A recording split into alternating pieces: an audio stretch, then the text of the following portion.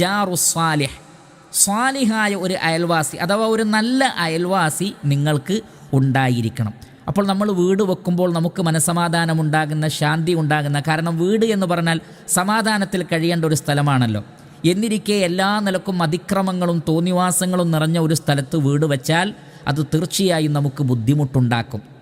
അതുകൊണ്ടാണ് ഒരാളുടെ ദൗർഭാഗ്യത്തെക്കുറിച്ച് പറയുന്നിടത്ത് അള്ളാഹുവിൻ്റെ റസൂല് പറഞ്ഞത് അൽ ജാറുസ്സു, മോശമായ അയൽവാസികളുള്ള ഒരു സ്ഥലം അതൊരു ദൗർഭാഗ്യമാണ്.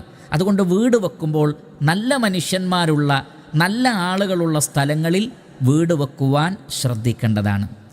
അതേപോലെ തന്നെ മറ്റൊരു വിഷയമാണ്, വിശ്വാസികളെ സംബന്ധിച്ചിടത്തോളം ബാങ്ക് കേൾക്കുകയും പള്ളിയിൽ പോകാൻ സൗകര്യമുണ്ടായിരിക്കുകയും ചെയ്യുന്ന ഒരു സ്ഥലത്തായിരിക്കണം അവർ വീട് വെക്കേണ്ടത്. നമുക്കറിയാം 5 വക്ത് നമസ്കാരം ജമാഅത്തായി നിർവഹിക്കൽ നമ്മെ സംബന്ധിച്ചിടത്തോളം നിർബന്ധ ബാധ്യതയിൽപ്പെട്ട ഒരു കാര്യമാണ്.